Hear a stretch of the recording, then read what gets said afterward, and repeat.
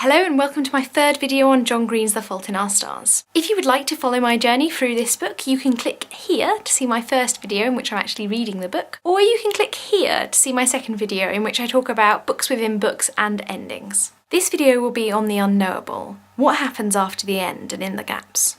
If you've yet to read The Fault in Our Stars and do not want to be spoiled, then away with you now. But do come back when you have read the book to see what I have to say. Those are the only two categories I believe exist. People who have read the book and people who are going to read the book. I will not cover any other bases. So let's begin.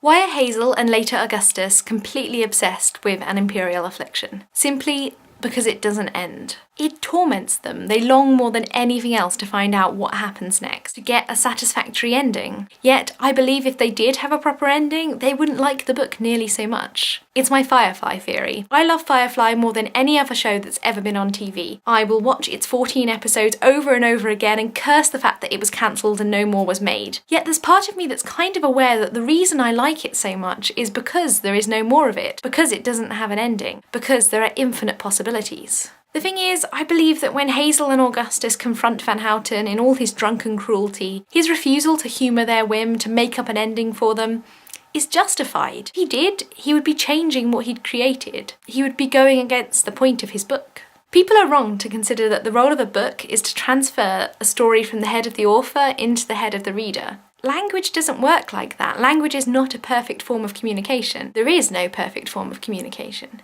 I can never truly know what goes on in someone else's head. Yet language is socially constructed. I cannot just take the word teapot and then say, I have a different meaning for that word. The meaning of that word has been created through its use, through its relation to other words, a pot in which tea is generally kept. If the author writes the word teapot, then as long as I speak the same language as him, some form of communication is going on. We're both visualising a similar concept, which relates in the same way to the things that surround it, the things that create it. We share some idea, some manner in which that word connects to all other words in the universe. But language, and especially the more complex language we find in literature, images, metaphor, description, form, they're not so clear-cut.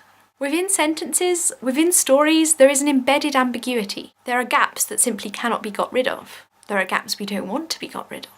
As I said, when it comes right down to it, we can never truly know what another person thinks, how another person perceives. All we can know is our own mind, our own experience. And literature reflects this. The language of literature is not simply a package we open and then simply receive the thoughts of another through. The language of literature is vague instructions, inviting us to partake in them, to interact with them, and to create the book in our reading it. Van Houten refers to Hazel's childish idea that the author of a novel has some special insight into its characters. And in many ways, horrible, hated character that he is right. People are far too concerned with the author's attachment to his work. They neglect the fact that novels are created by the readers. Novel writing is like line drawing. The picture is found in the eyes of the watcher, in the eyes of the reader. The author provides a base, a structure, a stimulus, but does so by leaving gaps, by providing a space the reader can pour themselves into. Yes, it's nice for J.K. Rowling to tell us that after the 7th book, Ginny Weasley went on to play for the Holyhead Harpies and Neville Longbottom went on to teach herbology. But these details are extraneous to the story, despite the fact that she is their creator. I mean, imagine if she woke up tomorrow and decided that she hated fantasy books and magic, and that everything that had happened, all the 7 books she'd written, were actually a delusional dream of poor Harry, locked forever under his uncle and aunt's stairs. Should we let that destroy the reading experience we've previously had? Just because she is the all-powerful author? Of course, you might argue that J.K. Rowling would never do that, and yes, I will give you that it is quite a hyperbolic example. However, it does make you question to what extent any author reflecting on their work is the same person who wrote it. We move and change through time.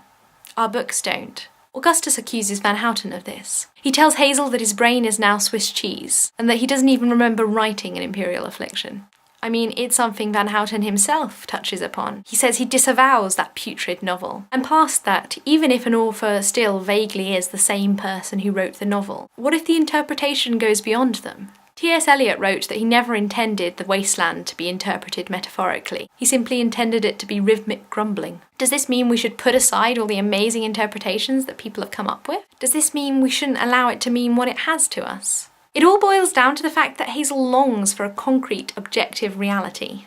She either got married or she didn't. She either moved to Holland with the Dutch tulip man or she didn't. It's one or the other. What she doesn't realise is that books aren't trying to represent reality. They try to represent us. If they do represent reality, it's only so much so as we perceive it. Books can and must represent the ambiguous, because this is how our brains work. We often simultaneously hold thoughts and emotions that are different, that are sometimes completely conflicting. This is the complexity of our existence. The author of a work, once finished with it, is finished with it. He holds no extra information that would change it. If he rewrote it, he would be creating a new work. And we could consider that, but it shouldn't necessarily change how we consider the original. Yes, there are gaps left in literature. We don't unequivocally know what happened to Proust's narrator or to Holden Caulfield's sister. And those are the things that make those stories brilliant. J.D. Salinger or John Green or Peter Van Houten each gives us a skeleton to play on, for us to flesh out ourselves as we bring ourselves to their works.